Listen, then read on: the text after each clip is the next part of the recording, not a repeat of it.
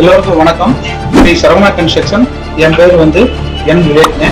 நான் வடலூர் கிராமத்துக்கு ஆஃபீஸ் வந்து கிணத்துல போட்டிருக்கேன். நான் வந்து DTCP work, plan approval work பண்ணி கொடுத்துருக்கேன். பில்டிங் வந்து பார்த்தீங்கன்னா குவாலிட்டியான முறையில் நல்ல தரமான பில்டிங் கொடுத்துருக்கிறேன். பில்டிங் வந்து அக்ரிமெண்ட் போட்டு அந்த அக்ரிமெண்ட்ல வந்து என்ன நம்ம ரெக்கமெண்ட் போடுறோமோ அந்த மெட்டீரியல் தான் போடுறோம். அதை தவிர எந்த பொருளும் போடுறது இல்லைங்க. அதுவும் இல்லாமல் நம்ம எலிவேஷன் வந்து ஃப்ரீயா பண்ணி கொடுக்குறோம். உள்ள வந்து ஃபால் சீலிங்கை நம்ம ஃப்ரீயா பண்ணி கொடுத்துறோம். அடுத்து நம்ம குவாலிட்டியா பண்றதுக்கு ஸ்டெபிலிட்டி சர்டிஃபிகேட்டும் நாங்கள் பண்ணி கொடுத்துறோம். நீங்க பில்டிங் கட்டுறது வந்து வாழ்க்கையில ஒரு டைம் தான் கட்டுறீங்க. நீங்க போடக்கூடிய பணம் வந்து முழுமையா உழைச்சி வந்த பணம், கஷ்டப்பட்டு வந்த பணம். அதையே வந்து நான் வந்து என்னுடைய ஒர்க் வந்து முழுமையா முழு மனதோட நான் தெளிவாக பண்ணி கொடுத்துட்டு இருக்கிறோம். நாங்கள் நம்ம கம்பெனி வந்து பார்த்தீங்கன்னா 8 இயர்ஸா இங்கே வந்து ஒர்க் பண்ணிட்டு இருக்கிறோம்.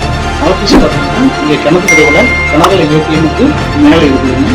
இந்த கனவு இல்லத்தை நினைவாளர்களுக்கு எங்களை தேடி வாங்க, நல்ல முறைக்கு பண்ணி கொடுக்குறோம். வணக்கம். என்னமே வாழ்க்கை. வணக்கம். நான் ஆர்கிடெக்ட் விஷ்ணு, கிணத்துக்கடவு, கோவை மாவட்டம். எனக்கு ஆர்கிடெக்சர் பேஷன்.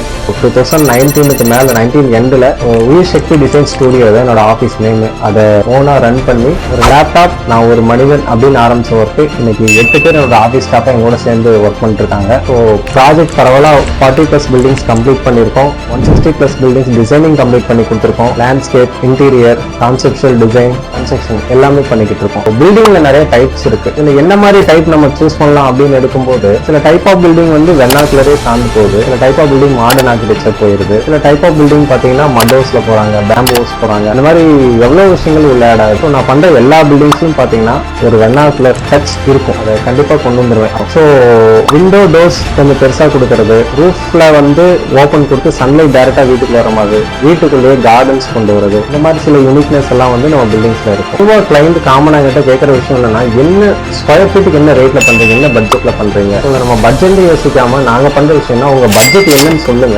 அது குறைந்த பட்ஜெட்டா இருந்தாலும் சரி, அதிகமான பட்ஜெட், அந்த பட்ஜெட்டுக்கு தகுந்த மாதிரி நீங்க எக்ஸ்பெக்ட் பண்ண விஷயங்களை கான்செப்ட் ஸ்கெட்ச்ல கொண்டு வந்து அதை அப்படியே பில்டிங் ஒரு நாங்கள் உங்களுக்கு கொடுப்போம். அப்படிங்கிற சர்வீஸை நாங்கள் கொண்டு போறோம். இது எங்களோட காமன் தான். உங்க எண்ணங்களில் உள்ள பிரதிபலிப்பை நாங்கள் ஐடியாஸா எங்க டிசைனை வெளிக்கொண்டு வருவோம். உங்க ட்ரீம் ஹவுஸ் என்னவோ அதை சரியான முறையில் நாங்கள் கட்டிக்கிறோம்.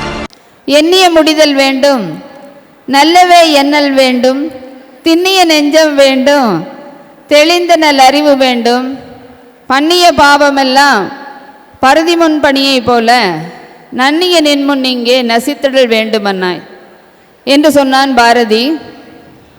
அப்படிப்பட்ட நல்ல எண்ணத்தை சமுதாயத்திலே விதைக்க வேண்டும் என்ற நல்ல நோக்கத்தோடு செயல்பட்டு கொண்டிருக்கக்கூடிய எமது கல்லூரியினுடைய போற்றுதலுக்கும் பெருமைக்கும் உரிய முதல்வர் அவர்களே,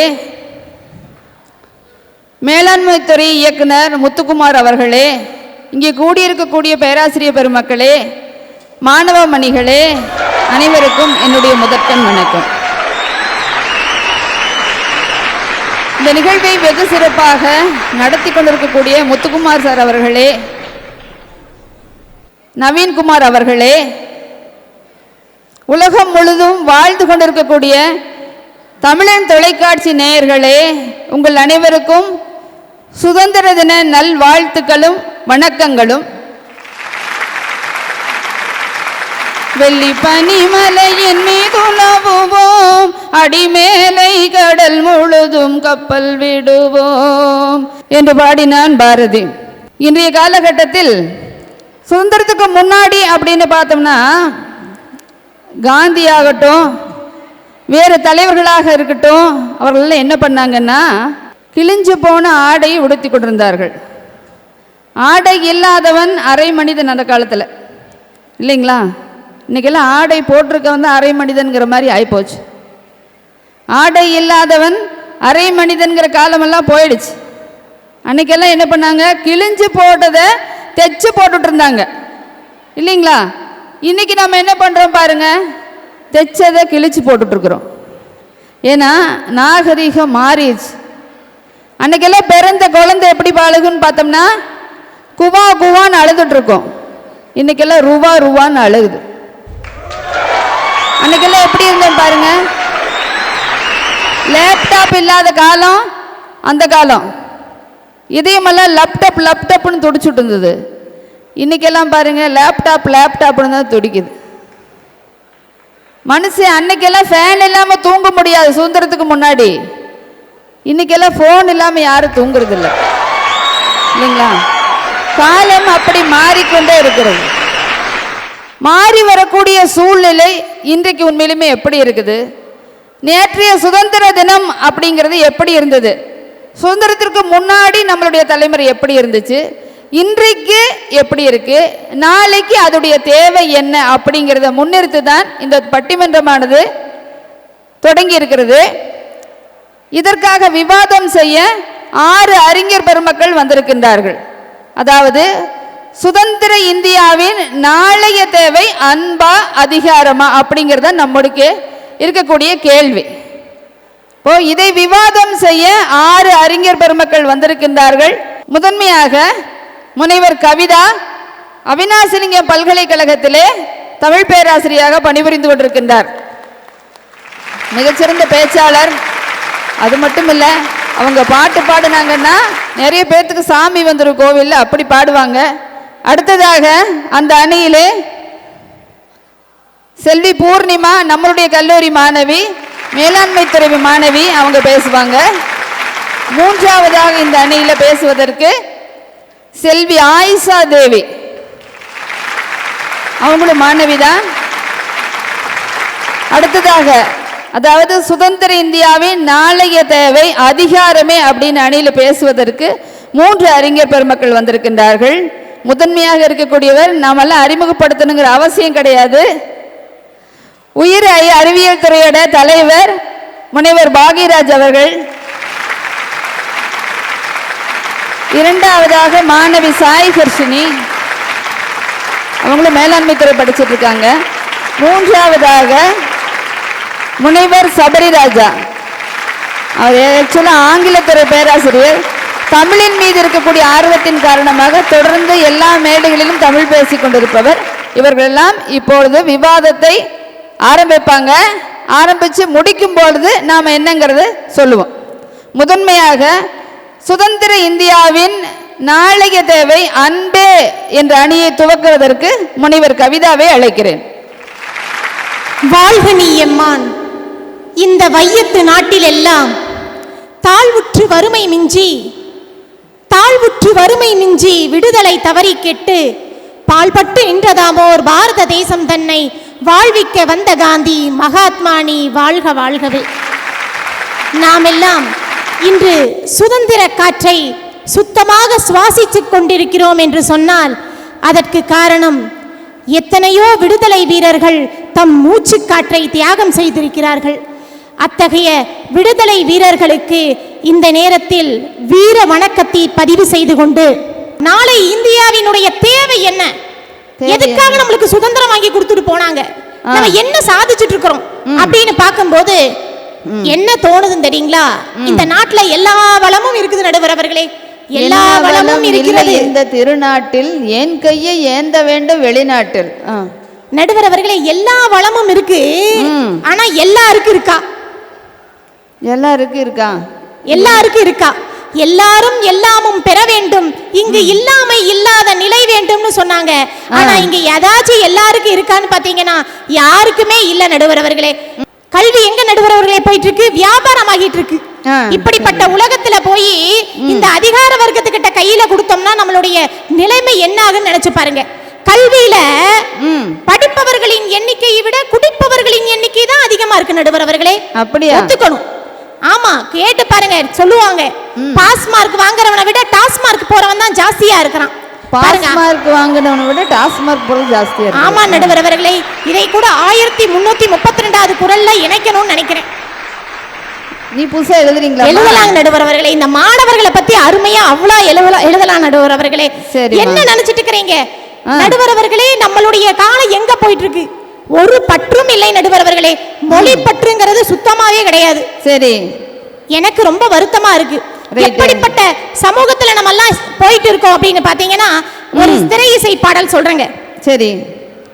அழகிய தமிழ் மகள் இவள், அவள் விழிகளில் எழுதிய மடல், மெல்ல மொழிவது உறவினும் குரல், படித்தால் ரசிக்கும் கனி போல் இனி இனிக்கும்.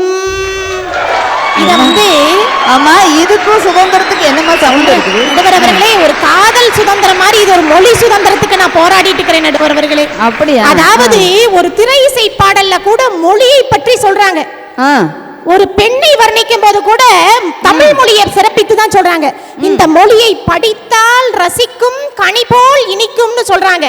ஆனா இப்ப எப்படி பாடல் எழுதுறாங்க தெரியுங்களா? Come on baby, let's go on the bullet. அந்த வேல படிக்கலாம் duet. சரி, இப்படி எழுதிட்டு இருக்காங்க. எங்க இத கேட்டா இது தமிழ் பாட்டுன்னு சொல்றாங்க. தமிழ் பாட்டு. சரி, எங்க போயிட்டு இருக்குதுன்னு பாருங்க. மொழியினுடைய அவல நிலைய பத்தி நான் சொல்றேன். எங்க ஒரு விஷயம் உங்களுக்கு புரியல. எங்களுக்கு தமிழையே ஆங்கிலத்துல சொன்னாதான் புரியும். அதாவது தமிழ்னு சொல்லக்கூடாது, தமிழ் அப்படி சொல்லணும், அப்பதான் நல்லா இருக்கும். நடுவர் அவர்களே, ஈரங்கியை அணிந்து பீரங்கியை விரட்டியவன் தமிழன். தமிழன் சொல்லலாம், எங்களை இந்தியன். யாருங்க? இந்தியன் தாத்தா கிடையாது, மகாத்மா காந்தி அவர்கள். அப்படி வந்து போராடி ஆங்கிலேயரிடமிருந்து நம்ம நாட்டை காப்பாத்தினா திரும்ப ஆங்கிலேயன் கிட்டயே கையில கொடுக்கிற மாதிரி அந்நிய மொழி மோகம் அதிகமாயிட்டே வருது நடுவர் அவர்களே. இது மிகச்சிறந்த வருத்தமா இருக்கு. அதுக்கப்புறம் பாத்தீங்கன்னா இளைஞர்கள் எல்லாம் ட்ரெண்ட்னு சொல்லி சுத்திட்டு இருக்காங்க. எது ட்ரெண்ட்னே எனக்கே தெரியல. நம்முடைய சமூகம், கலாச்சாரம் எல்லாமே மாறிட்டே வருது நடுவர் அவர்களே. சரி, ஒருத்தருக்குள்ள கூட ஒரு அன்புங்கிற ஒரு பிணைப்பே கிடையாது நடுவர் அவர்களே. உங்களுக்கு கள்ளக்குறிச்சி சம்பவம் தெரியும்னு நினைக்கிறேன்.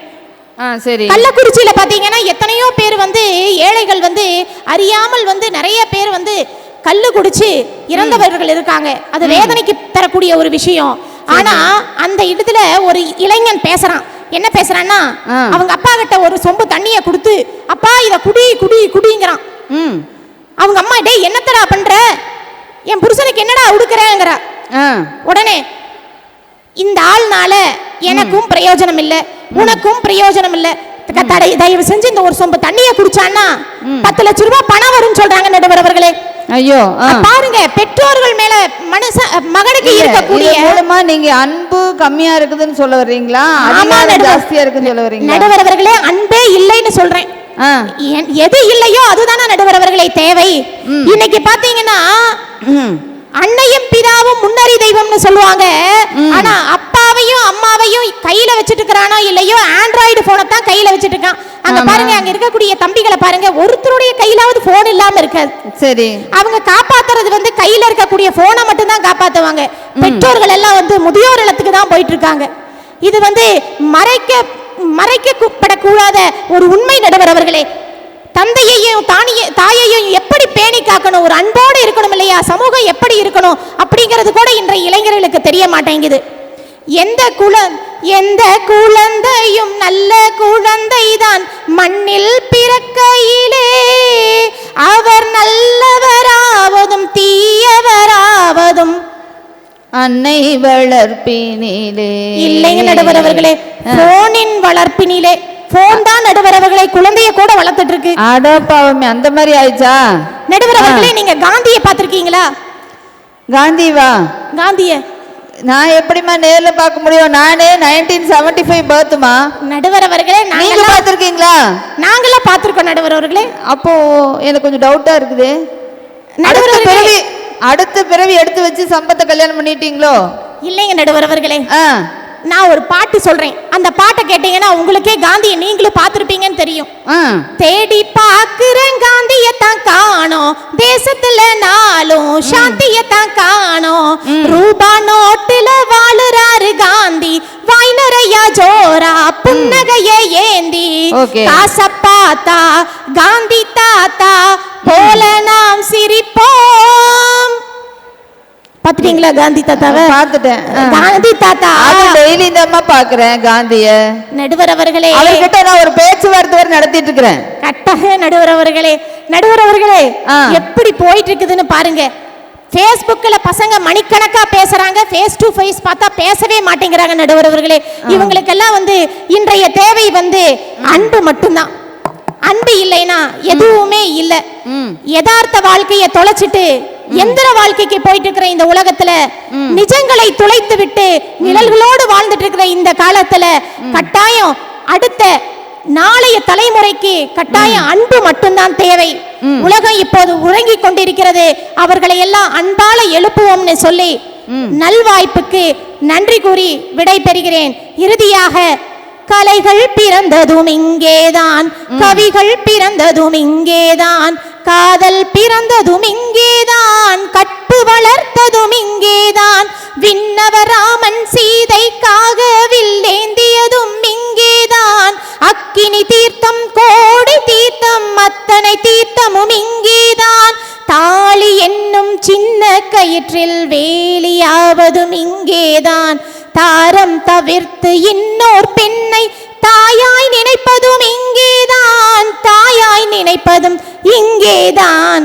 அதனால இதயம் திறந்து சொல்லடி பெண்ணே, இதைவிட ஸ்வர்க்கம் ஏறிங்கே, இதைவிட ஸ்வர்க்கம் வேறெங்கே. நம்ம இந்தியா மாதிரி ஒரு சொர்க்க பூமியை பார்க்க முடியாது.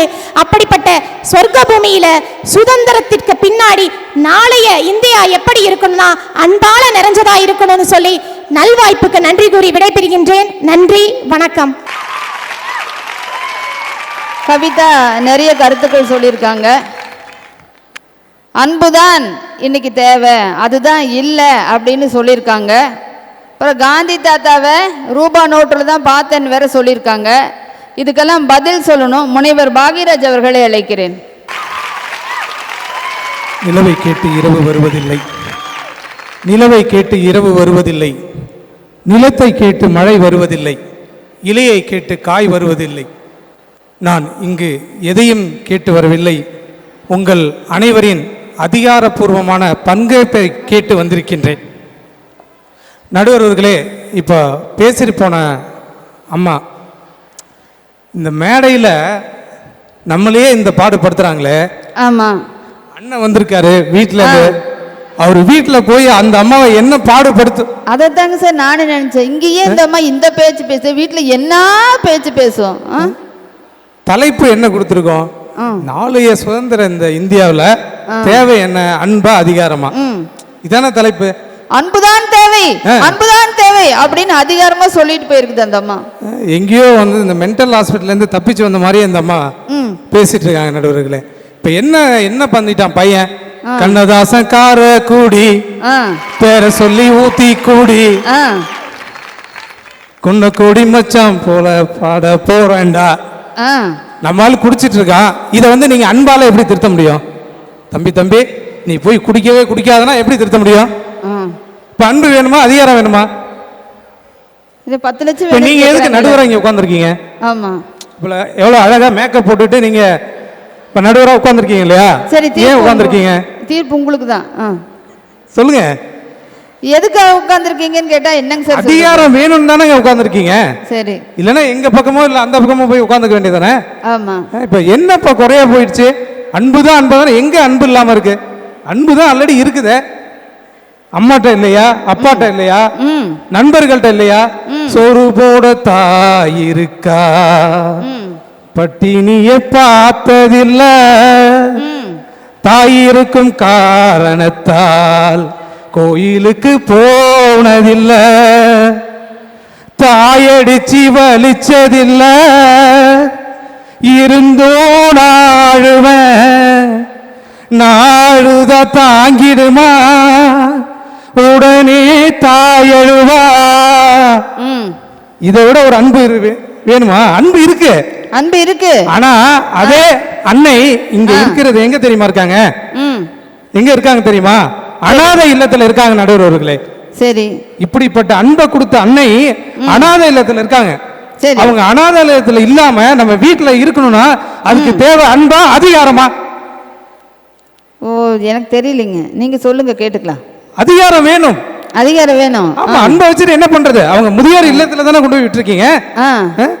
சுயராஜ்யம் தான் தன்னுடைய பிறப்புரிமை என்று அன்னைக்கே சொல்லிட்டாங்களே. சரி, பாலகங்காதர திலகர் சொன்னாரு, ஒரு தனி மனிதனுக்கு சுய அதிகாரம் வேண்டும். அதுதானே சுதந்திரம். சுதந்திரம் கிடைச்சாலும் தனி மனிதனுக்குன்னு ஒரு அதிகாரம் வேணும். அப்பதான் அவனுக்கு அந்த மரியாதை கிடைக்கும் இல்லையா? இன்னைக்கு இளைஞர்கள் எல்லாம் ஹெல்மெட் போடாம போயிட்டு இருக்காங்க. மேடம் சொன்னாங்க, come on lady let's go on the புல்லட்னு சொல்லிட்டு. நம்மால எதுல போயிட்டு இருக்கான்? பைக்ல போயிட்டு இருக்கான். பைக்கை பாத்தீங்கன்னு வச்சுக்கோங்க, பின்னாடி சீட்டு ஹைட்டை பாத்தீங்கன்னா அந்த ஒரு பொண்ணு உட்காந்துருக்கு, பையன் கழுத்தை பிடிச்சிட்டு உட்காந்துருக்கு. நம்மால 100ல போய் ஒரு பிரேக் அடிச்சான்னு வச்சுக்கோங்க, இந்த பொண்ணு பல்ட்டி அடிச்சு அடுத்த பைக்ல போயிட்டு இருக்கு. சரி, இவன் 100ல போய் 108ல திரும்பி வந்துட்டு இருக்கான். இதை எப்படி நீங்க நிறுத்த முடியும்? ரேஷன் கார்டுல குடும்ப தலைவர் தலைவன் எது கொடுக்குறாங்க? சரி, அதுலயும் ஒரு அதிகாரம் வேணுங்க. அதிகாரம் இருந்தாதான் ஒரு விஷயத்தை வந்து நம்ம செயல்படுத்த முடியும், முறையா பண்ண முடியும். அப்ப கனிவு மட்டும் முடியாது, கண்டிப்பா நமக்கு வேணும். அதான் கண்ணதாசன் சொல்லுவாரு, ஆண்டவன் ஒரு நாள் கடை விரித்தான், அதில் 1000 பொருள் குவித்தான், அவரவர் நிலைக்கேற்ப வாங்க சொன்னான், அவரவருக்கு தேவையான அளவுக்கு விலையை சொன்னான். குருடர்கள் வந்து பார்ப்பதற்கு விழி கேட்டாங்க, குருடர்கள். உறவினர்கள் மாண்டவர்களோட உயிர் கேட்டாங்க.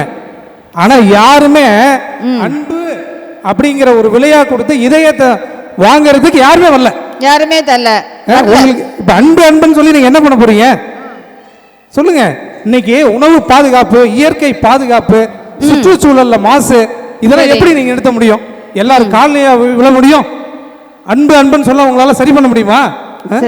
இந்த சுதந்திரம் எப்படி நம்ம கண்ணீரால வாங்கின சுதந்திரம், இந்த சுதந்திரத்தை நம்ம இன்னமும் அப்படியே நம்ம கொண்டு போனோம், மகிழ்ச்சியா இருக்கணும் அப்படின்னா அதிகாரம் இருந்தா மட்டுமே அதை செய்ய முடியும். ஆயுதம் செய்வோம், நல்ல காகிதம் செய்வோம், ஆயுதம் செய்வோம், நல்ல காகிதம் செய்வோம், ஆலைகள் வைப்போம், கல்வி சாலைகள் வைப்போம், ஆலைகள் வைப்போம், கல்வி சாலைகள் வைப்போம், ஓயுதல் செய்யோம், தலை சாயுதல் செய்யோம், ஓயுதல் செய்யோம், தலை சாயுதல் செய்யோம், உண்மைகள் சொல்வோம், பல நன்மைகள் செய்வோம், உண்மைகள் சொல்வோம், பல நன்மைகள் செய்வோம், வெள்ளி பனிமலையின் மீதுலாவுவோம், அடிமேலை கடல் முழுதும் கப்பல் விடுவோம். இப்படி அழகா வாங்கின இந்த சுதந்திரத்தை அதிகாரத்தோட நம்ம பேணி காப்போம் என்று கூறி வாய்ப்புக்கு நன்றி கூறி விடைபெறுகிறேன். நன்றி, வணக்கம்.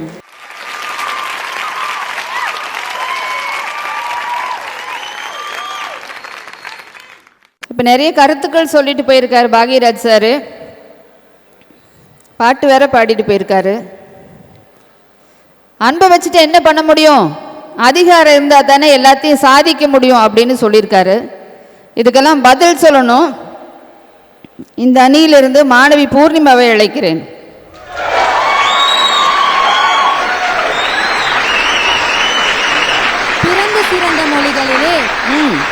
பிறந்த சிறந்த மொழிகளிலே சிறந்தே பிறந்த என் தாயாம் தமிழ் அன்னையை வணங்கி, நான் இறந்து பிறந்தாலும் மீண்டும் தமிழ் மண்ணிலே பிறக்க வேண்டும் என எல்லாம் வல்ல இறைவனை வேண்டி, எனக்கு ஹீரோயின் வாய்ப்பு கொடுக்க காத்து கொண்டிருக்கும் இயக்குனர் பாண்டியராஜ் அவர்களுக்கும், எங்கள் அணிக்கே தீர்ப்பு கொடுக்க துடித்து கொண்டிருக்கும் நடுவர் அவர்களுக்கும், நான் சொல்லவே இல்லையம்மா அப்படி,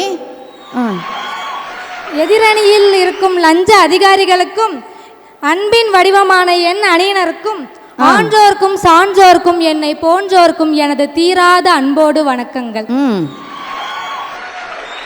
நடுவர் அவர்களே, உங்களுக்கு ஒரு விஷயம் தெரியுமா? மனிதனோட உறுப்புகள்ல ஈரமான உறுப்புகள்னு கொஞ்சம் இருக்குது. அததான் நம்ம ஈரல்னு சொல்றோம். மண்ணீரல், நுரையீரல், கல்லீரல்னு. இதுலெல்லாம் ஈரம் இல்லைன்னா கல்லாகிரும். அந்த உறுப்பெல்லாம் கல்லாயிடுச்சுன்னா மனுஷனுக்கு நோய் தான் வரும். அதிசயம் நிறைந்த மனுஷ உடம்புல குணத்தால் மட்டுமே ஈரமா கல்லான்னு சொல்ற இதயத்துல அதிகாரத்துக்கு எங்கெங்க இடம் இருக்கு? அன்புக்கு மட்டும்தான் இடம் இருக்கு. இதெல்லாம் 1.5 லட்சம் ரூபாய் ஐபோன் வச்சுக்கிட்டு சுத்துற சிவப்பு ஹாஃப் சாரி கிட்ட எதிர்பார்க்க முடியுமா? யாரு 1.5 லட்சம் ரூபாய் போன் வச்சு சுத்துறீங்க? இந்த நடுவால் உட்காந்துருக்க தம்பனியா? அவங்கதான். ஓ சரி. மாட்டு வண்டி போகாத இடத்திற்கெல்லாம் தன் பாட்டு வண்டியை அனுப்பினாரே பட்டுக்கோட்டை கல்யாண சுந்தரனார். அப்படி அவர் அழகாக சொன்னார், எழுதி படிச்சு அறியாதவன் தான் உழுது உழைச்சு சோறு போடுவான், எல்லாம் படிச்சவன் ஏதேதோ பேசி நாட்டை நல்ல கூறு போடுவான். இவன் சோறு போடுவான், அவன் கூறு போடுவான். இவங்க கிட்டலாம் நம்ம அதிகாரத்தை கொடுத்து வச்சிருக்கோமே. சார் அழகா பாடினாரு, வெள்ளி பனி மேல கப்பல் விடுவோமாமா. நீங்க மலை ஏதாவது விட்டு வச்சிருக்கீங்களா? ஏமா நான் தாமா அழகா பாடுனேன், அதையும் சொல்ல மாட்டீங்க. நீங்களும் ரொம்ப அழகா பாடுனீங்க. உங்களுக்கு இவங்க கிட்ட நாட்டை கொடுத்தா இவங்க நாட்டை மட்டுமா கூறு போடுவாங்க, உலகத்தையே விற்க ஆரம்பிச்சுட்டாங்க. இதோ இப்பதான் கிளம்பி நிலாவுக்கும் ஸ்பேஸுக்கும் போய் பிளாட் போட்டு விற்க கிளம்பிட்டாங்க. இப்படிப்பட்ட தந்திரக்காரங்க கிட்ட அதிகாரத்தை கொடுத்தா சுதந்திர இந்தியா சுதந்திரமா இருக்குமா? நீங்களே சொல்லுங்க. கேள்விக்குறிதாம்மா. அந்த காலத்துல குடியரசுங்கிற பேர்ல என்ன நடந்துச்சு? அந்த காலத்துல முடியரசுங்கிற பேர்ல குடியரசு நடந்துச்சு. இந்த காலத்துல குடியரசுங்கிற பேர்ல முடியரசு நடக்குது. நடுவர் அவர்களே, ஒரு வாட்டி ஹிட்லர் கிட்ட ஒரு ராஜா போய் கேட்டாராம், ஹிட்லர் சார் உங்க வெற்றிக்கு என்ன காரணம்னு. அவர் சொன்னாராம், உங்களுடைய படை வீரர்கள் ஒருத்தரை போய் கீழே போய் விழ சொல்லுங்க அப்படின்னு சொன்னாராமா. ராஜாவும் கூப்பிட்டு விழ சொன்னாராமா. அந்த படை வீரன் விழலையாம். உடனே ஹிட்லர் சொன்னாராம், இப்ப பாருங்க நம்ம வெயிட்டர் அப்படின்னு சொல்லிட்டு தன்னோட படை வீரரை கூப்பிட்டு, யோ இங்க இருந்து உருண்டு உளையா அப்படின்னு சொன்னாராமா. அவனும் விழுறதுக்கு ரெடி ஆயிட்டானாமா. உடனே அந்த ராஜாக்கு ஒரே பதட்டம், என்னடா நம்மளால ஒருத்தனோட உயிர் போக போகுது அப்படின்னு சொல்லிட்டு அவனை கூப்பிட்டு கேட்டதுக்கு அவன் என்ன சொன்னான் தெரியுமா? அந்த படை வீரன், ஐயா உங்களுக்கு தெரியாது, இங்க இருந்து விழுந்தான்னா ஒரே அடியா விழுந்துருவேன், அந்த ஆளு கொன்னானா என்ன கொடூரமா கொன்றுவான். அதிகாரம் அப்படிங்கறதோடைய மொத்த உருவமா ஹிட்லர் இருந்தாரு. அந்த அதிகாரம் தானே அவரை கீழே கொண்டு வந்துச்சு. அதையா இவங்க ஒத்துக்க மாட்டாங்க. அதே மாதிரி ஒரு தடவை நம்ம பாரதியார் போராட்ட சமயத்துல பாண்டிச்சேரி போனாராமா. நீங்க வேற எதுவும் நினைச்சிடாதீங்க, அவர் பாண்டிச்சேரிக்கு சுதந்திர விஷயமா தான் போயிருக்காரு. சுதந்திர விஷயமா பாண்டிச்சேரிக்கு போனாரு. நீங்க பாட்டுக்கு வேற ஏதாச்சும் நினைச்சுக்காதீங்க. அவர் உடுத்தி இருந்த ட்ரெஸ் கொஞ்சம் அழுக்கா இருந்தனால அவர் தங்கி இருந்த இடத்துல இருந்த பெரியவர் ஒருவர் ஒரு புது வெள்ளை வேட்டியும் புது துண்டும் அவருக்கு கொடுத்தாராமா. இவரும் ஜம்முன்னு உடுத்துட்டு தெருவுல இறங்கி நடந்து போகும்போது ஒரு வயசான ஒரு முதியவர் ஒருத்தர் உடுக்க உடையின்றி குளிர்ல நடுங்கிட்டு இருந்தாராமா. அன்பே வடிவமான நம்ம பாரதியார் தன்னுடைய வேட்டியை கலட்டி, மறந்துடாதீங்க துண்டை கெட்டிக்கிட்டாரு, வேட்டியை கலட்டி அவங்க கிட்ட கொடுத்துட்டு வீட்டுக்கு திரும்பி வந்தாராமா. சரி. அப்ப அந்த பெரியவர் கேட்டாராம், என்னையா இது, உங்களுக்கு நாங்க வேட்டி தானே கொடுத்தோம், நீங்க என்ன துண்டு கொடுத்துட்டு வந்திருக்கீங்கன்னு கேட்டப்போ அவர் சொன்னாராம், ஏங்க நம்ம கொடுத்தாதாங்க நமக்கு கிடைக்கும் அப்படின்னு. அருமை அருமை. அதை கேட்டதும் அந்த பெரியவரோட மனைவியும் புதுசா 10 துண்டும் வேட்டியும் கொண்டு வந்து கொடுத்தாங்களாம். ஏன் கொடுத்தாங்க? நம்ம கொடுத்தாதான் நமக்கு கிடைக்கும். ஆண்ட போது இல்லை தலைக்கணம், மாண்ட போது இல்லை மடிக்கணம், அரசியலில் நீதானப்பா இலக்கணம் என்று ஒருவரை அரசியல் வரலாற்றில் கூற முடியும் என்றால் அது நிச்சயமாக கர்ம வீரர் காமராஜரா மட்டும்தான் இருக்க முடியும். தலைவர்கள் எல்லாருமே குழந்தைகளோட புத்தக பைய பார்த்தாங்க. ஆனா காமராஜர் ஒருவர் மட்டும்தான் குழந்தைகளோட இறை பைய பார்த்துட்டு மதிய உணவு திட்டத்தை கொண்டு வந்தாங்க. ஆகவே அன்பே சிவம், அன்புதான் கடவுள், அன்பில்லாமல் அதிகாரம் ஒன்றுமில்லை என்று கூறி வாய்ப்பளித்தமைக்கு நன்றி கூறி விடைபெறுகிறேன். நன்றி, வணக்கம். நிறைய பேசிட்டு போயிருக்காங்க மாணவி பூர்ணிமா. கர்ம வீரர் காமராஜரை பற்றி நிறைய சொல்லியிருக்காங்க. அதாவது ஒரு மாணவனுடைய புத்தக பையை பார்க்காமல் அவனுடைய இறைப்பையை பார்த்தவர், அதனால தான் மதிய உணவு திட்டத்தை கொண்டு வந்தார் அப்படின்னு சொல்லிட்டு போயிருக்காங்க. மிகச்சிறப்பான கருத்து. அன்புனால தானே இதை செஞ்சார் அப்படின்னு வேற சொல்லிட்டு போயிருக்காங்க. இதுக்கெல்லாம் பதில் சொல்லணும். செல்வி சாய்ஹர்ஷினியை அழைக்கிறேன். தந்தையை முத்தமிட்டேன் அன்பு வேண்டி, என் தாயை முத்தமிட்டேன் பாசம் வேண்டி, என் தமிழ் தாயை முத்தமிடுகின்றேன் என் நாவில் தமிழ் தவள வேண்டி. பேரில் உமா கமலமாய், அழகில் ஆண்டியாய், அழகில் ஆண்டியாய், வெயில் காலத்தின் ஏசியாய், அப்பா வெயில் காலத்தின் ஏசியாய், அடுத்த லேடி சூப்பர் ஸ்டாராய். அப்பாடியோ, தீர்ப்பு உனக்கு தாம்மா. அடுத்த லேடி சூப்பர் ஸ்டாராய். சரி. எதிரணிக்கு தந்திரனாய், எங்கள் அணிக்கு இந்திரனாய் இருக்கும் நடுவர் அவர்களுக்கும் சூப்பர்மா.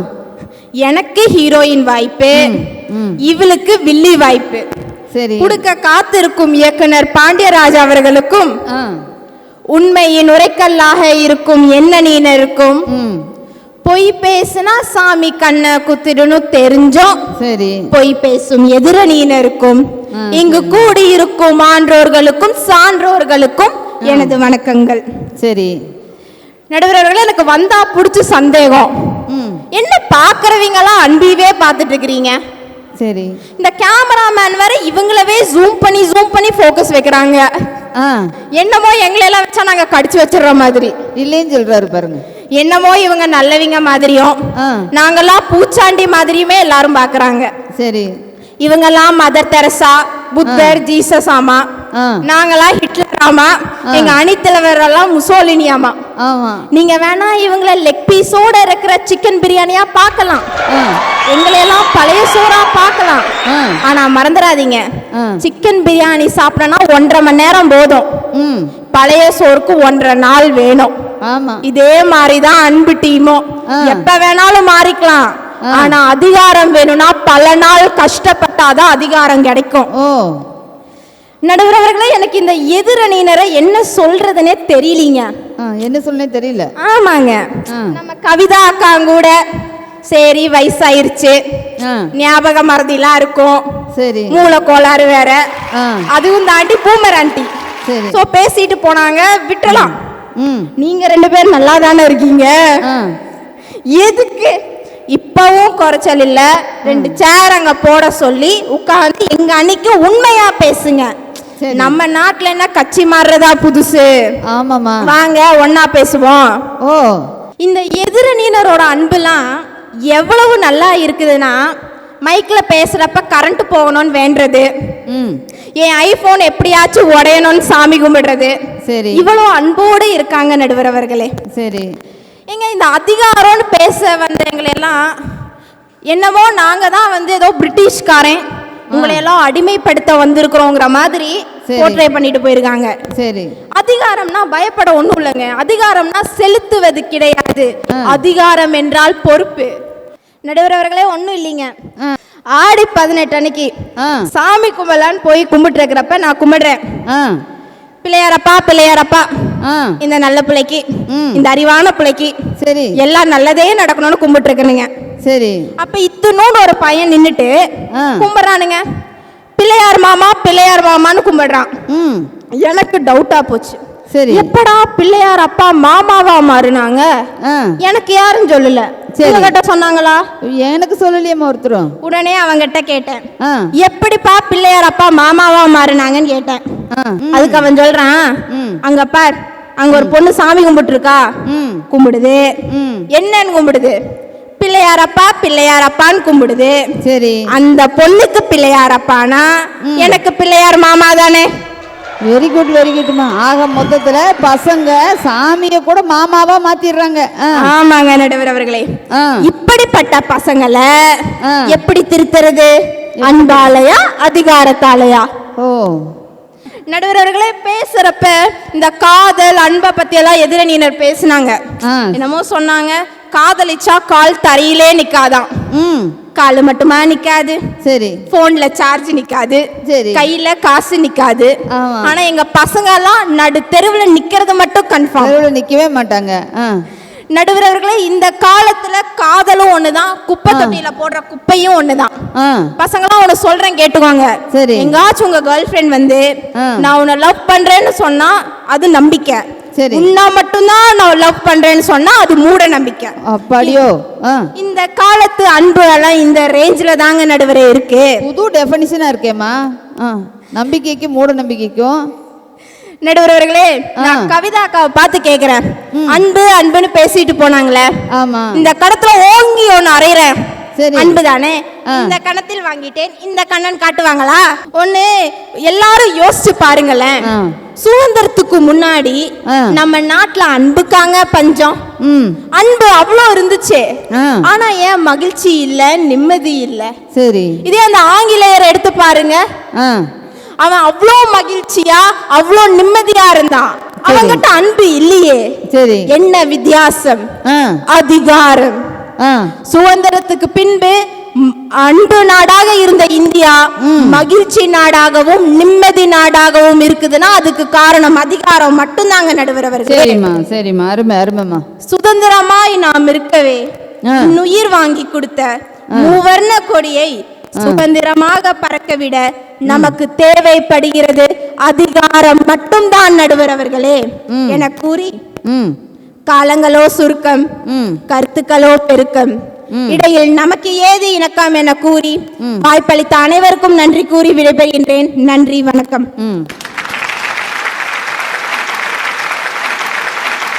சாய்கரிசினி நிறைய விஷயம் சொல்லியிருக்காங்க. அவங்க பக்கத்து வீட்டுக்காரங்க கூட ரொம்ப அன்பாக இருந்தா கொரோனா டைமில் அப்படின்னு வேற சொல்லியிருக்காங்க. இப்போ என்ன பிரச்சனைங்கிறது தெரியல. இதுக்கெல்லாம் பதில் சொல்லணும். செல்வி ஆயிஷா தேவியை அழைக்கிறேன். பொங்குமலை சாரலிலே குளிர் நிலவின் சோலையிலே எங்கும் தலையாட்டும் என் அமுத தரணியிலே தங்க மலர் பறித்து தமிழன்னையாம் உனக்கு சூட்டிவிட்டு நீரின்றி அமையாது உலகு நீ இன்றியும் அமையாது உலகு என் தமிழ் அன்னையே உனக்கு என் முதல் வணக்கம். பாட்டி சொல்ல தட்டாத பேரனான நம் பாண்டியராஜ் ஐயாவுக்கும் என் மனமார்ந்த வணக்கத்தை தெரிவித்துக் கொள்கிறேன்.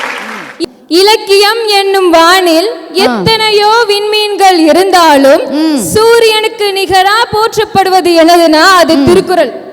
அந்த திருக்குறள்ல அன்பின் வலியது உயிர்நிலை அக்திலாருக்கு என்பதோல் பொறுத்த உடம்பு, அன்பின் வலியது உயிர்நிலை அக்திலாருக்கு என்பதோல் பொறுத்த உடம்பு, அன்பின் வலிய உடம்புகளே அன்புள்ள உடம்பம், அதாவது உயிர் உள்ள உடம்பு தான், அன்பு இருக்கிற உடம்பு தான் உயிருள்ள உடம்பம். அன்பு இல்லாத உடம்பு வெறும் எலும்புகள் போற்றிய வெற்றுடம்பம் அப்படின்னு திருவள்ளுவர் உலக பொதுமுறையான திருக்குறள்லயே சொல்லியிருக்காரு. அப்போ ஒவ்வொரு மனிதன் சீருடன் வாழணும் அப்படின்னா முக்கியமா தேவையா இருக்கிறது அன்பு மட்டும்தான் நடுவர் அவர்களே. ஊருக்கு 10 அம்மன் கோயில் இருக்கு. ஆமா, எந்த ஒரு அச்சமும் இல்லாமல் அம்மன் கோயில மக்கள் வழிபடுறாங்க. ஆமா, இதே காளி கோயில் பெரும்பாலும் காட்டுல தான் இருக்கும், வீட்டுல வச்சு வழிபட மாட்டாங்க. இன்றைக்கும் சிலர் காளி கோயிலுக்கு போக அச்சப்படுறாங்க. ஆமா, இதுல இருந்து என்ன தருது நடுவர் அவர்களே? மக்கள் எதை நோக்கி போறாங்க? அன்பை நோக்கி தான் போறாங்க. அவங்களுக்கு மத்தியில அன்பு தான் தேவைப்படுது நடுவர் அவர்களே. ஆமா, இயற்கையாவையே நமக்கு சொந்தமான ஒரு உணர்வுனா அது அன்பு மட்டும்தான். பரிவு, பரிதாபம், பாசம், விட்டு கொடுத்தல், நன்றி பாராட்டுதல் அப்படின்னு ஒட்டுமொத்த வடிவம் அன்பு. நம்ம பைபிள்ல கூட சொல்லியிருக்காங்க, அன்பு வந்து பொய் பேசாது, அன்பு பொறாமப்படாது, அன்பு வந்து கீழ்த்தனமா நடந்துக்காது, மொத்தத்துல அன்பு இனிமையானதுன்னு சொல்லியிருக்காங்க. ஆக்ட்ரஸ் ஜோதிகா மேடம் தெரியுமா உங்களுக்கு? என்னமோ கேள்விப்பட்டிருக்கோமா.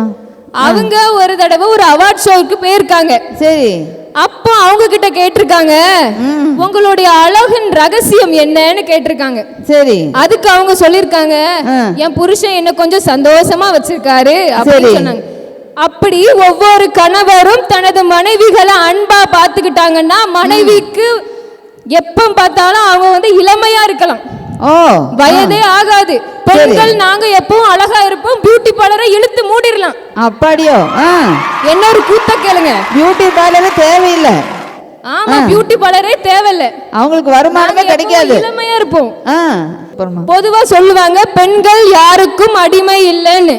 ஆனா நான் அடித்து சொல்லுவேன், பெண்கள் அடிமைகள் தான், அது அதிகாரத்திற்கு இல்ல, அன்புக்கு என்றென்றும் பெண்கள் அடிமைகள் தான் நடுவர் அவர்களே. ஒரு வரலாற்று சேரி. 1931 மார்ச் 31 அன்று நம்ம நாட்டுக்காக போராடிய இளைஞர்கள் 3 பேரை லாகூர் சிறையில தூக்குல போட்டாங்க. அது யாருன்னா பகத்சிங், ராஜகுரு, சுகதேவ் இப்படின்னு 3 பேரை தூக்குல போட்டாங்க. வரிசையா நிக்க வச்சிருக்கு. பகத்சிங் வாராரு, இன்குலாப் அப்படின்னு சொல்றாரு, மிச்சம் இருக்கிற 2 பேர் சிந்தாபாத் அப்படின்னு சொல்றாங்க. பகத்சிங்க தூக்குல போட்டாச்சு. சரி, அடுத்து ராஜகுரு வாராரு, இன்குலாப் அப்படிங்காரு, சுகதேவ் சிந்தாபாத் அப்படின்னு சொல்றாரு. ராஜகுருவையும் தூக்குல போட்டாச்சு. இறுதியா சுகதேவ் வந்து இன்குலாப்னு சொல்றாரு. சிந்தாபாத்னு யாரு சொல்லுவாங்கன்னு எதிர்பார்த்துட்டு இருக்கும் போது அங்க இருந்த காவலாளி, அதாவது தூக்கு தண்டனை நிறைவேற்ற வேண்டிய காவலாளி தன்னையும் அறியாமல் சிந்தாபாத் அப்படின்னு கத்துனாராம். சுகதேவ தூக்குல போட்டுட்டு அந்த காவலாளிய சிறையில போட்டுட்டாங்க. அப்பாடி. அந்த சிறையில போட்ட காவலாளி கிட்ட அந்த ஆங்கிலேயர்கள் கேக்குறாங்க, நீ ஏன் எங்களுக்கு அடிமையா இருந்து வேலை செஞ்சுட்டு இருக்க? ஆமா. நீ எந்த தைரியத்துல சிந்தாபாத்னு கத்துன அப்படின்னு அவர்கிட்ட கேக்குறாங்க. சரி. அதுக்கு அவர் சொல்றாரு, நானும் ஒரு இந்தியன். அந்த 3 இளைஞர்களிடம் இருந்த தேச அன்பு என் மீதும் புகுந்தது. அதனால என்னையே அறியாம அவங்க இன்குலாப்னு சொன்னதுனால நான் சிந்தாபாத் அப்படின்னு சொல்லிட்டேன் அப்படின்னு சொல்றாரு. நடுவர் அவர்களே, இதில் எங்க அதிகாரம் போற்றப்பட்டிருக்கு? அன்பு தானே, நாட்டின் மீது உள்ள அன்பு தானே போற்றப்பட்டிருக்கு. ஆமா. அப்போ சுதந்திர இந்தியாவின் அன்றைய தேவை மட்டுமல்லாமல் இன்றைய தேவையும் நாளைய தேவையும் அன்பு மட்டும்தான். நடுவர் அவர்களே, அன்பு எப்பவுமே நிலைச்சிருக்கும். அன்பென்ற ஒற்றை சொல்லை போலொன்று வேறு இல்லை, நீ காட்டும் பாசத்துக்கு தெய்வங்கள் ஈடு இல்லை. பாத்தீங்களா நடுவர் அவர்களே, அன்பென்ற ஒற்றை சொல்ல தவிர சிறந்த சொல்லே கிடையாதான். நம்ம தளபதி பாட்டிலேயே சொல்லிட்டாங்க. அவங்க அதிகாரத்துக்கு எத்தனை எத்தனை பேர்லாம் இருக்குன்னு எனக்கு தெரியாது. ஆனா எங்க அன்புக்கு எத்தனை பேர்லாம் இருக்கு தெரியுமா? ஒரு பெற்றோர் தன் பிள்ளைங்களிடம் காட்டும் அன்பின் பெயர் பாசம். ஒரு தலைவன் தலைவியின் மீது காட்டும் அன்போட பெயர் காதல். ஒரு மாணவர்களுக்கு இடையே காட்டும் அன்பு பேரு நட்பு. சரி. ஒரு மனிதன் கடவுள் மீது காட்டும் அன்பு பேரு பக்தி. சரி. யாருன்னே தெரியாதவங்க கிட்ட காட்டுற அன்பு பேரு மனித நேயம். எதிரி துரோகி அவங்க கிட்ட எல்லாம் காட்டுற அன்பு பேரு மன்னிப்பு. அருமை அருமை. அன்பில் சிறந்த தவமில்லை என்ற பாரதியின் வைர வரிகளை மனதில் வைத்துக் கொண்டு அன்பால் இணைந்து ஒற்றுமையுடன் வாழ்வோம். அனைவருக்கும் இனிய சுதந்திர தின நல்வாழ்த்துக்களை தெரிவித்து, சுதந்திர இந்தியாவின் நாளைய தேவை அன்பு மட்டுமே, அன்பு மட்டுமே என்று கூறி நல்லதோர் வாய்ப்புக்கு நன்றி கூறி விடைபெறுகிறேன். நன்றி, வணக்கம். ரொம்ப அருமையா பேசியிருக்காங்க ஆயிஷா தேவி. பெண்கள் எல்லாம் அன்புக்கு அடிமை, அன்புக்கு அடிமை அப்படின்னு வேற சொல்லிட்டு போயிருக்காங்க. இதுக்கெல்லாம் பதில் சொல்லணும். இறுதி பேச்சாளர் முனிவர் சபரிராஜா அவர்களை அழைக்கிறேன். அனைவருக்கும் விடுதலை திருநாள் வாழ்த்துக்களை கூறி என் உரையை துவங்குகிறேன். அம்மா, அவங்க அன்புன்னு பேர்ல அதிகாரத்தையும் ஆணவத்தையும் காட்டிட்டு போயிருக்காங்க.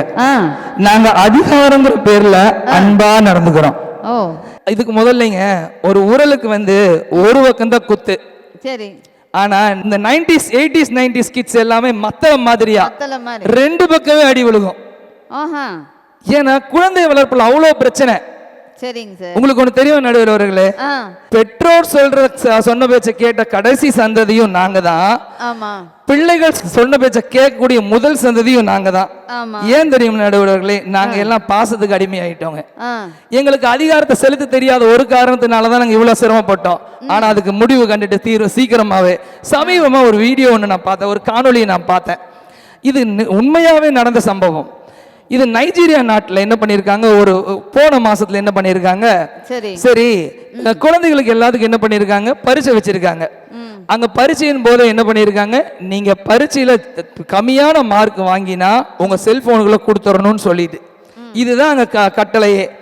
சரி, அடுத்து பேரண்ட்ஸ் டீச்சர்ஸ் மீட்டிங்னு ஒன்று அந்த ஸ்கூல் ரிசல்ட் முடிஞ்சதுக்கு அப்புறம் வைக்கிறாங்க. வச்சு என்ன தெரியுங்களா பண்ணாங்க, அந்த பேரண்ட்ஸ் எல்லாத்தையும் உட்கார வச்சிருக்காங்க முன்னாடி. அந்த காணொலியில் நான் இன்னைக்கும் என் மொபைலில் வச்சிருக்கேன்.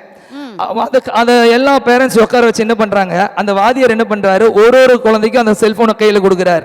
கையில கொடுத்தது மாத்திரம் இல்லைங்க, முன்னாடியே 2 கல்லு வச்சிருக்காங்க. எதுக்கு தெரியுமா, அந்த கல்லை எடுத்து அந்த செல்போனை நல்ல நொறுங்க தட்டி உடச்சிருச்சுட்டாங்க. அப்படியோ? அந்த அதிகாரங்கிற அந்த கல்லை கையில கொடுத்ததுக்கு அப்புறம் தான் செல்போனுங்கிறது ஏதோ அழிஞ்சு போச்சு. எனக்கு ஒரு சந்தேகம், இப்படி பண்ணதுக்கு அப்புறம் உயிரோட திரும்பி வந்தாரா இல்லையா? ஐயோ, அவங்க எல்லாம் கண்ணு முன்னாடி பெற்றோர் முன்னாடி நடந்த நிகழ்வுங்க. இது பெற்றோர் முன்னாடி நடந்த நிகழ்வு. அதனால குழந்தைகளுக்கு அதிகாரம்ங்கிற ஒண்ணு கத்து கொடுத்தா மட்டும்தான் அவங்களே அவங்கள சீர்திருத்திக் கொள்ளுவாங்க, இல்லாட்டி சீர்கெட்டு போயிருங்க. இங்க எத்தனை பேர் ஹெல்மெட் போட்டு வர்றாங்க, ஆசையா நம்மள உயிரை பாதுகாத்துக்கணும் போட்டு வந்திருக்கானுங்க. 1000 ரூபாய் ஃபைனுக்காக தான் ஹெல்மெட்டே போட்டு வராங்க. இந்த எதிரணிக்கெல்லாம் நான் பதில் சொல்ல வேண்டியது இருக்குது இல்லைங்களா? நான் ஒருத்தருக்கா சொல்லிட்டு போயிடுறேன். இந்த எங்க எதிரணி தலைவி இருக்காங்க, பேசிட்டு போனாங்க பாருங்க. ஒண்ணு சொல்லுங்க, உடனே அழகிய தமிழ் இன்னும் தமிழ் பகல் பாட்டெல்லாம் பாடிட்டு போனாங்க. நான் கேக்குறேன், 70களில் ஒரு பாட்டு வந்துச்சு, இது ஆங்கில தமிழ் படத்துல ஆங்கில பாட்டு பாருங்க. We shall meet at the golden gate in the morning, evening, night till the dawn. We shall meet at the golden gate in the morning, evening, night till the dawn. உங்கள் தாளங்கள் ஜங்கல் அப்படி. இந்த பாட்டு எத்தனை பேருக்கு தெரியும்? பாட்டு பாடினவர் ஒருத்தர் தான் இருக்காரு, இன்னொருத்தர் இல்ல. அந்த பாட்டை ஒருத்தருக்குமே தெரியாது. அது ஒரு குத்தமாங்க. நாங்க தமிழ் மொழியை வந்து உலகளாவிய அளவுக்கு எடுத்துட்டு போயிட்டு இருக்கிறோம். எப்படி? Come on baby, let's go on the bullet. அந்த வேல பாடிக்கலாம் do it. இன்னைக்கு 40 மில்லியன் பேர் பார்த்திருக்காங்க அந்த பாட்டை. இதை விட why this கோலவெரின்னு பாடினா அந்த பாட்டு தெரியாத யூஎஸ்ல இருக்க அத்தனை பேருமே அந்த பாட்டை தமிழ அதுக்கப்புறம் தமிழ் மொழி எப்படி ரீச் ஆச்சுன்னு அன்னைக்கு தான் தெரியும். இது ஒரு குற்றமாங்க. இந்த எதிரணி தலைவிக்கு அது ஒரு பொறாமை. அதை விட இன்னைக்கு இருக்க அத்தனை பேருமே பாஸ் மார்க் வாங்குறதுக்கு பதிலா டாஸ் மார்க் போயிட்டானா. தங்கம் நீ டாஸ் மார்க் போகாத தங்கம், நீ வாடா கிளாஸுக்கு வாடா செல்லக்குடி அப்படின்னு அன்பா சொல்லி பாருங்களேன். மேடம் முடிஞ்சா நீங்களும் வாங்க, ஒரு லைட்டா ஒரு பெக் போட்டு வருவீங்களா அப்படின்னு கூப்பிடுவான். முடிஞ்சா நீங்களும் வாங்க, ஒரு பெக் அடிச்சுக்கலாம்னு கூப்பிடுவான் பையன். அவனை செவலோட ஒரு திருப்பி பாருங்க, ஒழுக்கமா வருவான். அதிகாரத்தை நீங்க ஆசிரியர் அதிகாரத்தை அங்க செலுத்துங்க, அவன் அங்க வருவான். அதை விட்டு போட்டு தங்கம் பொண்ணுன்னு கொஞ்சம் எவனும் வரமாட்டான். இன்னும் கூடவே அந்த அன்னபூரணி அவர் வந்து பாசத்தின் மிகுதியால அவர் வந்து புத்தக பையை பார்க்காம தன் இறைப்பையை பார்த்தாராம் காமராஜர். ஏமா அவர் பாசமா இருந்திருந்தாருன்னா அவர் யாருக்குமே அவருக்கே சோறு கிடைச்சிருக்காதுமா. அவர் முதலமைச்சரா இருந்த ஒரே காரணத்தினால மட்டும்தான் அவர் அதிகாரத்தை பயன்படுத்தி மதிய உணவு திட்டத்தை கொண்டு வர முடிஞ்சது. இதை விட்டு போட்டு புதுசா ஒரு கதை, அந்த அன்பின் மிகுதியால இருந்தாராம். சரி இதை விடுங்க. 3வது ஒரு தங்கச்சி வந்துட்டு போச்சு. அடடா எப்படியெல்லாம் பாருங்களேன். அந்த பொண்ணு சொல்லுச்சு, அதாவது காளி கோயில்கள்லாம் இங்கதான் இருக்குமாம்மா. எங்க அவங்க வந்து ரொம்ப ஆக்ரோஷமா இருப்பாங்களாம், காட்டு பகுதியில தான் இருக்குமா. சரி நான் ஒத்துக்கிறேன், காட்டு பகுதியில தான் இருக்கு. காளி கோயில்கள் வந்து ரொம்ப ஆக்ரோஷமானவங்க அதிகாரம் படைத்தவர்கள் சொல்றீங்க, உண்மைதான். எனக்கு ரொம்ப நெருங்கிய தோழியும் எனக்கு சகோதரியுமான ஒருத்தர், அவங்களுடைய PhD டெசர்டேஷன் எழுதினாங்க, பல முறை எழுதினாங்க. அங்க கைடு கூட போய் சப்மிட் பண்ண என்ன தெரியுமா பண்ணுவாங்க, எப்ப வச்சாலுமே தூக்கிட்டு போ போ வேலையை அப்புறம் வா அப்படிம்பாங்க. இப்படியே தினம் நடந்துட்டே இருந்துச்சுங்க. ஒரு நாள் காளிகிட்ட போய் முறையிட்டாங்க. அடுத்த நாள் கைடே போன் பண்றாங்க, ஹலோ அம்மா என்னவா பண்ணிட்டு இருக்கிற, சீக்கிரம் வந்து நீ காலையில சீக்கிரம் கிளம்பி வாமா, நீ என்ன எழுதினாலும் பரவாயில்ல தூக்கிட்டு வாமா அப்படின்னு. அடுத்த நாள் கைடே போன், இது பொய் இல்லை நடந்த சம்பவம், இங்க அந்த நபர் எங்கதான் இருக்கிறாங்க, நீங்க வாமது சொல்லி உடனே என்ன பண்ணாரு தெரியுமா, கைடு அந்த ப்ராஜெக்ட் எல்லாம் போடல, சைனை போட்டு படிக்கவே இல்லை, நீ எழுதுனது எல்லாம் கரெக்ட், சைனை போட்டு கொடுத்தாச்சு. எப்படி தெரியுமா, முந்தைய நாள் நைட்ல காளி போய் அவங்க கனவுல பேசியிருக்காங்க. காளி உருவத்துல யாரும் இல்ல, நம்ம மேட்டுப்பாளையத்தில் இருக்க வனபத்திரகாளி தான். அவங்க கனவுல போய் நின்று, இங்க பார் என்னுடைய சிஷ்யை இப்படி இருக்கிறா, நீ அவளுக்கு போடுவியா மாட்டையா கேட்ட. அடுத்த நாளே போட்டாங்களே இல்லைன்னு இந்த சாட்சிக்கு வேணாலும் நான் கூப்பிட்டு சொல்றேன். இது நடந்தது, உண்மையான சம்பவம். இதை விட எதிரணி தலைவி பேசிட்டு போனாங்க, நான் பாடினா காளியே வந்துடும், வேப்பலை அடைச்சிருவேன்னு. இப்ப அவங்க அதிகாரத்தோடு இருக்கிறாங்களா அன்போடு இருக்கிறாங்களா நீங்களே சொல்லுங்க. அப்புறம் இன்னும் 2 விஷயத்த சொல்லிடுறேன். எதிரணி சொல்லிட்டு போச்சு, பைபிள்ல சொல்லியிருக்குதாம்மா. என்ன சொல்லியிருக்குது பைபிள்ல, அன்புக்கு பொறாமை இல்லை, அன்பு சினமடையாது, அன்பு பொறாமை கொள்ளாது. எல்லாம் உண்மைதான். அதே அதிகாரத்தை நீ பைபிளை முழுசா படி, பைபிளை முழுசா படிச்சு பாரு. அடுத்தடுத்து பவுல் என்ன தெரியுமா சொல்றாரு, அதே பவுல் சொல்றாரு, நான் அன்போடு வரட்டுமா பிறம்போடு வரட்டுமான்னு கேட்கிறாரு. ஆகவே அதிகாரம் ஆணவம் அல்ல, அது ஆளுமை.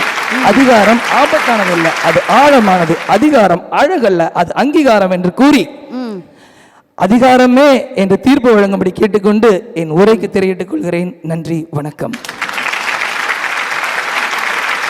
6 பேரும் பேசி முடிச்சுட்டாங்க. இந்த வயநாடு நிகழ்ச்சி நமக்கு எல்லாத்துக்கும் தெரிஞ்சிருக்கும் இல்லைங்களா? மிகப்பெரிய நிலச்சரிவு நடந்துச்சு, அதில் நிறைய பேர் இறந்து போயிட்டாங்க, நிறைய பேரோட குழந்தைகள் காணாமல் போயிடுச்சு, நிறைய பேருடைய அம்மா அப்பா இறந்து போயிட்டாங்க, அப்புறம் வயசான பெரியவங்கள் இருக்காங்க, குழந்தைகள் இல்லை, குழந்தைகள் இருக்காங்க, பெற்றோர்கள் இல்லை, இப்படியே எண்ணற்ற உயிரிழப்புகள் நடந்து போயிடுச்சு. அங்கே ஒரு நிகழ்ச்சி நடக்குது பாருங்க. ஒரு பாட்டியுமே ஒரு குழந்தையும் 2 பேரும் என்ன பண்ணியிருக்காங்க, எப்படியோ நிலச்சரிவில் தப்பிச்சு பொழைச்சிட்டாங்க. தப்பிச்சு கஷ்டப்பட்டு அந்த காட்டுக்குள்ளே போய் சேர்ந்துட்டாங்க. நடுராத்திரி காட்டுக்குள்ளே இருக்காங்க, பாட்டியும் குழந்தையும் 2 பேர் மட்டும் இருக்கிறாங்க. வேற வழி இல்லை, அங்கிருந்து வெளியில் வர முடியாது, இருட்டாயிருச்சு, காட்டுக்குள்ளே வெளிச்சம் இல்லை, அங்கே இருக்கிறாங்க. அப்போது 2 யானைகள் வருது, அப்புறம் கொஞ்சம் யானை கூட்டமே ஒரு 4-5 ஜனம் சேர்த்து வருது. இப்போ இந்த பாட்டிக்கு என்ன பண்ணுன்னு தெரியல, இப்போ தான் கஷ்டப்பட்டு உயிர் பிழைச்சிட்டு வந்திருக்குமே, இந்த யானைக்கிட்ட எப்படி தப்பிக்கிறதுன்னு நினச்சவங்க ஒரு விஷயத்தை யோசிக்கிறாங்க.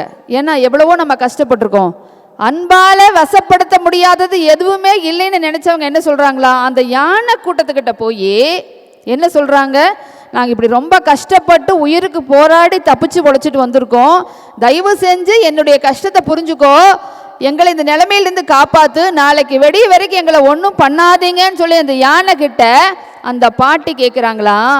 அந்த யானை அவங்க சொன்னதை கேட்டுட்டு அமைதியாக இருந்துச்சான். இதுலேருந்து நமக்கு என்ன தெரியுது, அதிகாரம் மனுஷங்கனால மட்டும்தான் புரிஞ்சுக்க முடியும், ஆனால் அன்பு என்பது விலங்குகளிடம் கூட இருக்குது. அன்புக்கு மொழி தேவையில்லை, விலங்குகள் கூட அன்பை புரிந்து கொள்ளும். அன்பு எப்படிப்பட்டது, ஒவ்வொரு மனிதனுக்குமே தேவையான ஒன்று. அன்புக்கு மொழிகள் தேவையில்லை, அதை அனைவராலும் புரிந்து கொள்ள முடியும். வாய் இருந்தாலும் சரி, இல்லாமல் இருந்தாலும் சரி, மனிதனாக இருந்தாலும் சரி, இல்லாமல் இருந்தாலும் சரி, அன்பு என்பது அடிப்படையான ஒன்று. அது விலங்குகளிடத்திலே கூட இருக்கிறது. அப்போ அதுதான் தேவை. அன்பான இந்தியாவை உருவாக்குவதற்கு நாம் அனைவரும் முயற்சி செய்ய வேண்டும். அதுதான் நாளைய தேவையாக இருக்க முடியும். இப்போ இதுக்கு ஒரு சின்ன கதை சொல்லி நான் நிறைவு செய்கிறேன்.